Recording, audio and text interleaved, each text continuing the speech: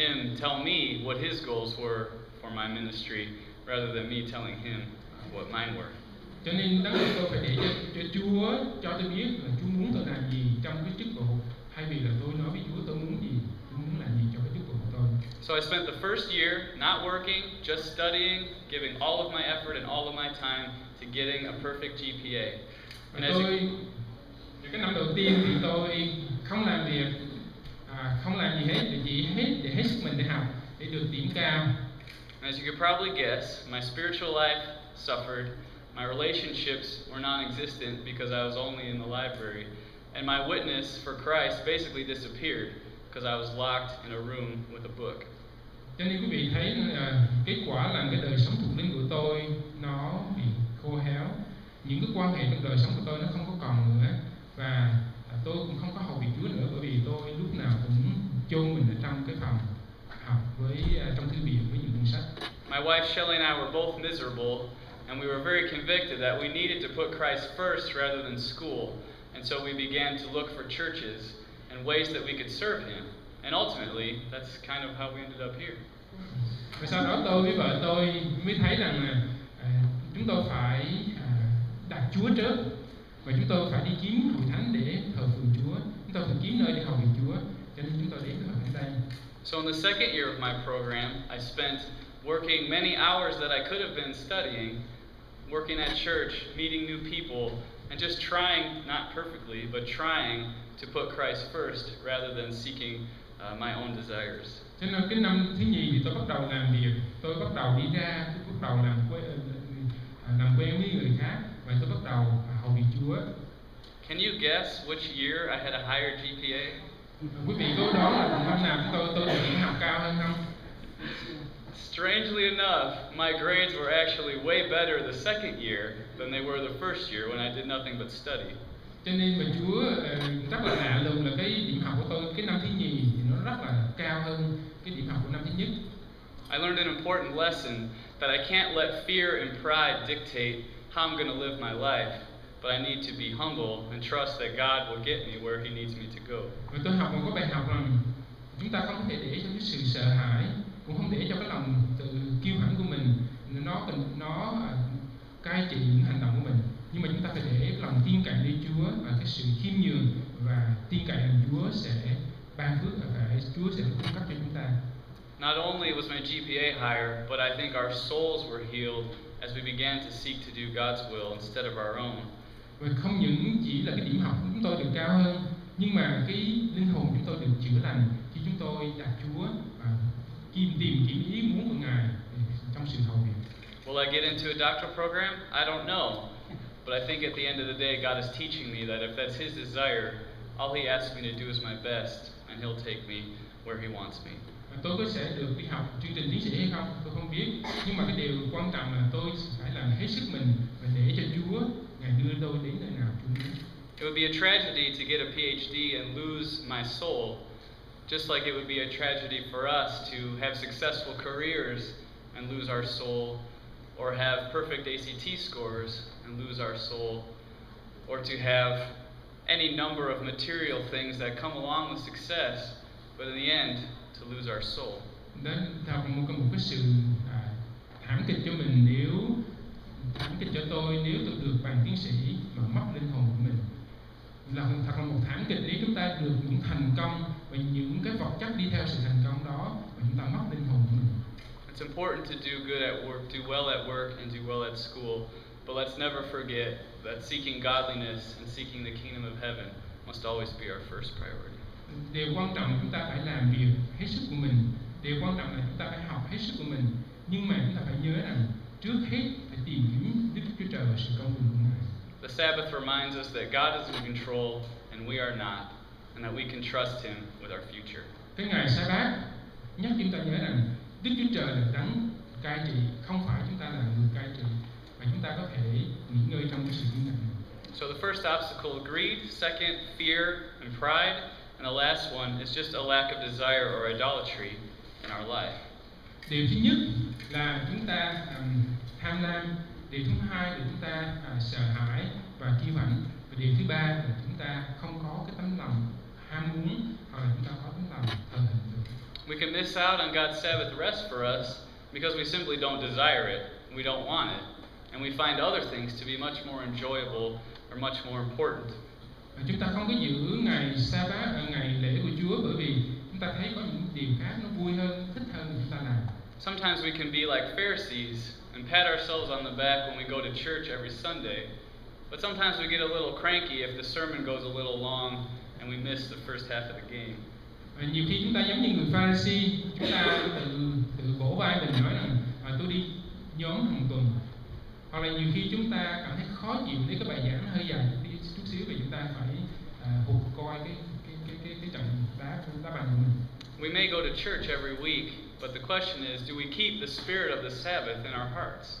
Chúng ta có thể đi nhóm hàng tuần, nhưng mà cái câu hỏi là chúng ta có giữ cái tinh thần của ngày Sa-bát trong lòng chúng ta hay không? We can be too busy to pray or too busy to commune with God through His Word, or we can be too busy to share our faith with others, too busy to do many things. Chúng ta có thể sống một cuộc sống quá bận rộn để chúng ta không có thể có thời giờ để cầu nguyện. Chúng ta có thể quá bận rộn để chúng ta không có thời giờ để chúng ta tương giao với Chúa, và chúng ta có thể quá bận rộn để chúng ta không có thời giờ để làm chứng về Chúa. But somehow we're never too busy to do the things that we like to do: watch TV, hang out on the internet, hang out with our friends, or any number of things that are really important and desirable to us. Nhưng mà khi đến những vấn đề mà chúng ta thích, giống như là coi TV hay là đi vào trong internet hay là đi chơi với bạn bè, thì chúng ta không có bận rộn mấy. I remember the day that I realized that every single one of us actually has 24 hours in a day and 7 days in a week. There really is no such thing as busyness. It's just a matter of what we do with the hours that we've been given. Và tôi nhận thấy rằng là mỗi chúng ta, Chúa ban cho chúng ta một ngày có 24 tiếng đồng hồ, và mỗi chúng ta Chúa ban cho chúng ta một tuần có 7 ngày. Và không, nếu chúng ta nói chúng ta quá bận, chúng ta không thể hầu việc Chúa thì điều đó không có thật. So what do we do when Friday night comes, or when it's time to take some vacation? Ngày thứ Sáu hoặc là cái ngày mà chúng ta chuẩn bị để đi nghỉ mát thì chúng ta sẽ làm gì? Do we escape the routines of life so that we can be refreshed and enjoy God and minister to others? Or do we look forward to times when we can get away from the routine of life and then spend that time gratifying our own selfishness? Và chúng ta để lại những cái sinh hoạt bình thường hàng ngày để chúng ta có thể đi ra và tìm kiếm Chúa và hầu việc Chúa. Hoặc là chúng ta để lại những cái sinh hoạt bình thường hàng ngày để chúng ta đi tìm kiếm những cái thú vui cho riêng mình. It's easy for us to feel like we deserve it, or as though somehow we've earned it, some time to forget about Christ. Và nhiều khi chúng ta nghĩ rằng mình đáng được một cái thời giờ để mà mình quên Chúa. But this is not the spirit of the Sabbath. Và đó không phải là tinh thần của ngày Sa-bát. So does this mean that the only things we can do in our free time is lock ourselves in a closet and read the Bible and pray? Có phải là cái ngày Sa-bát là cái ngày chúng ta phải ngồi đọc kinh thánh trong phòng và cầu nguyện hay không? No, because God has given us many opportunities and relationships and all of His creation to enjoy. Không phải như vậy, bởi vì Chúa ban cho chúng ta nhiều cơ hội, nhiều mối quan hệ và nhiều cái Phật tạo để chúng ta có thể hưởng. The question is, do we enjoy these things as an opportunity to glorify Him and serve others, or is it time to just devote our attention to ourselves? Cái câu hỏi là chúng ta dùng cái thời giờ này để chúng ta tìm kiếm Chúa và chúng ta phục vụ những người khác, hoặc là chúng ta chỉ dùng thời giờ này để chúng ta tự lo cho chính mình. I can remember a day just a couple weeks ago when I had finally finished school and had finally graduated, and I was going to have the first day to myself. Tôi nhớ chỉ mới 2-3 tuần trước đây tôi học và tôi được ra trường và tôi có cái ngày để cho chính mình. Shelley had to work all night, and I had nothing on the calendar, no responsibilities, and so I was going to make full use of this opportunity to rest. Vợ tôi sau đi thì đi làm ban đêm, và tôi có cái trong cái lịch của tôi thì không có gì phải làm, mà không có cái tích gì để tôi phải lo, và tôi nghĩ rằng tôi sẽ dùng cái ngày này cho chính mình. So what did I do on this day to enjoy the Sabbath rest offered to me in Christ, and to be refreshed so I could honor God and serve others and be a witness? Tôi làm gì trong cái ngày nghỉ, trong ngày Sa-bát mà Chúa cho tôi nghỉ ngơi để tôi có thể tìm kiếm Chúa, để tôi có thể sau này có thể tôi phục vụ người khác. Tôi làm gì trong ngày này? Of course, I sat in my room and ate a bunch of unhealthy food that I shouldn't have eaten. I played video games on the computer for like 6 hours, and I talked to basically no one because I was enjoying my Sabbath rest. Tôi ngồi trong phòng, không có làm gì hết, ăn những đồ ăn bậy bạ, những đồ ăn mà không phải là đồ ăn tốt cho sức khỏe.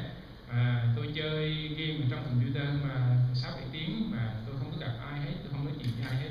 Can anyone relate to this? Quý vị có thấy mình có lúc nào như vậy không? So in the end, when offered an opportunity for Sabbath rest, I was left feeling sick, more tired than I was when I started the day, and isolated. I was alone. Khi được một cái cơ hội để có cái sự an nghỉ của ngày Sa-bát, thì tôi đã dùng nó một cách không đúng và tôi kết cục là tôi trở nên mệt mỏi và không có được gì hết. I hadn't rested at all, and the worst part was that I realized quickly that I had wasted an opportunity to grow in my understanding and fellowship with the Creator of the universe, and to be an encouragement and a blessing to others. Và tôi đã bỏ lỡ cái cơ hội nghỉ ngơi, tôi đã bỏ lỡ cơ hội để tìm kiếm Chúa, tôi đã bỏ lỡ cơ hội để đi ra phục vụ những anh em. I realized that I had wasted a precious gift, and I needed to repent for that. Và tôi đã phí đi một món quà và tôi phải ăn năn. I hope that I never make choices like that again. Tôi hy vọng là tôi sẽ không bao giờ làm điều như vậy nữa. I've heard it said that you can tell more about a person's spiritual life by what they do on Friday night than what they do on Sunday morning. Người ta nói rằng mình có thể nhìn biết đời sống thuộc linh của một người nhiều hơn bằng cách là chúng ta coi họ làm cái gì trong ngày thứ Sáu hơn là chúng ta coi họ làm cái gì trong ngày Chủ nhật. So what are your weekend plans? And what are your summer plans? Cái kế hoạch cho cái cuối tuần của quý vị là gì? Cái kế hoạch để quý vị dùng cái mùa hè này như thế nào? Are they fueled by a desire to walk more closely with Christ and to see others do the same? Or are they fueled by a desire to pursue shallow, earthly, fading desires? Và trong những cái kế hoạch này nó đầy những cái ước muốn để đến gần với Chúa hơn, hoặc là đây trong những cái kế hoạch này nó đầy những ước muốn để làm thỏa mãn quý vị hơn. Do we desire abundant life with God, or do we desire more the empty pursuits of our idolatries, which only leave us more empty in the end? Và chúng ta có ước muốn đời sống sung mãn mà Chúa hứa cho chúng ta, hoặc là chúng ta ước muốn những cái gì bên ngoài và chúng ta vào kết cục là những cái điều chúng ta không có thỏa lòng. So as we close, we're reminded again that the legal commandment to keep the Sabbath has been fulfilled in Christ. And so, as Christians, we're no longer bound to do so the way that the Jews did in the Old Testament. Để kết luận thì những cái điều đòi hỏi của luật pháp là chúng ta phải giữ ngày Sa-bát đã được Chúa làm trọn, được Chúa Giêsu Christ làm trọn, và chúng ta không còn phải bị bắt buộc để giữ cái điều răn này. However, the spirit of the Sabbath remains crucial for us as Christians as we seek to know and enjoy God and to faithfully live out the Christian life. Nhưng mà cái tinh thần của ngày Sa-bát là đối với chúng ta là những người theo Chúa rất là quan trọng, thì chúng ta có thể tìm kiếm Chúa. God offers us Sabbath rest not just one day of the week, but every day of the week. Và Chúa cho chúng ta cái sự nghỉ ngơi của ngày Sa-bát không chỉ là một ngày trong tuần, nhưng mà Chúa cho chúng ta sự nghỉ ngơi này mỗi ngày trong tuần. And gives us the opportunity not to worship Him just one day out of 7, but to offer our entire lives as living sacrifices, holy and pleasing to Him, to offer our lives as worship every minute of every day. Và Chúa cho chúng ta có cơ hội rằng chúng ta không phải chỉ thờ phượng Chúa một ngày trong tuần, nhưng mà Chúa cho chúng ta cơ hội là chúng ta có thể là dâng thân thể mình làm một lễ sống và thánh đẹp lòng Đức Chúa Trời để thờ phượng Chúa mỗi ngày trong tuần và mỗi giây phút trong cuộc đời chúng ta. There may be some of us here today that have never known the Sabbath rest that's offered to us in Christ. And if that's the case, I would urge you to turn from sin and put your faith in Christ, that you could know the abundant life that He promises you. Có quý vị nào ở đây mà không bao giờ kinh nghiệm được cái sự nghỉ ngơi của ngày Sa-bát, thì tôi kêu gọi quý vị hãy xây bỏ tội lỗi để đến với Chúa để tìm được sự nghỉ này. He took our sin on the cross so that we could enjoy fellowship with God and abundant life. Ngài đã lấy gánh tội lỗi của chúng ta trên thập giá để chúng ta có thể hưởng được cái sự nghỉ ngơi trong Ngài.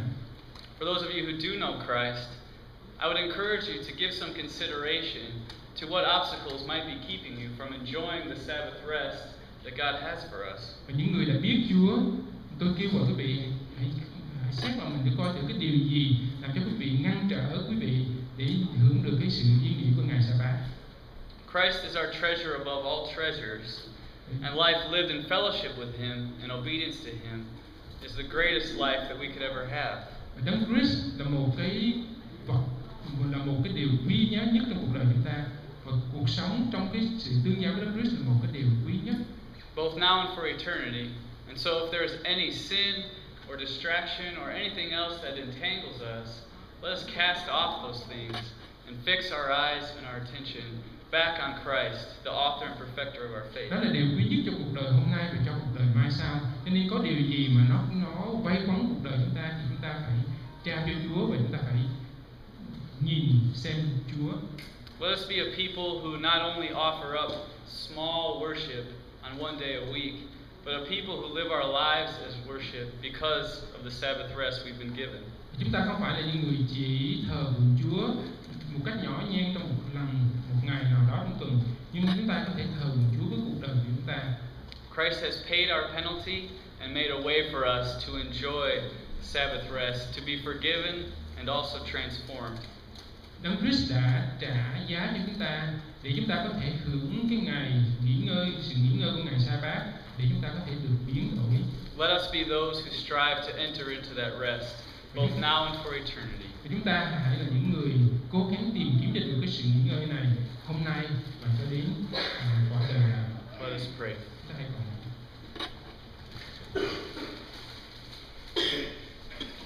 God, I just confess to you that there are plenty of times and plenty of ways that I fail to live in light of the rest, the Sabbath that you have given me in Christ. Chúa, chúng con xin ra trước mặt Chúa là nhiều lần chúng con đã bỏ lỡ những cái cơ hội để chúng con sống trong cái ngày sự nghỉ ngơi của ngày Sa-bát. And my heart breaks over the many opportunities lost, the time wasted, and the pursuits that I've chased that have only turned up empty and taken me further from you. Có nhiều cơ hội đã mất đi, nhiều thì giờ đã phí đi trong những gì mà Chúa ban cho con, và nhiều khi mất đi những cơ hội đó và thấy mình không có được gì hết. God, I want to live my life as worship to you always, not just on the Sabbath. Con muốn sống cuộc đời sống thờ phượng Chúa luôn luôn, không phải chỉ trong ngày Sa-bát. So I ask God that you would not only cleanse us from our sin, but that you would transform us into people who want to offer their lives as worship to you in light of all the mercy that you've shown us. Xin Chúa biến cải chúng con là chúng con trở nên những người thờ phượng Chúa và giúp chúng con sống trong cái ân điển của Chúa. We love you and thank you in Christ's name. Chúng con cảm ơn Chúa, yêu mến Chúa, trong danh Giêsu Christ. Xin mời thánh cùng đứng lên.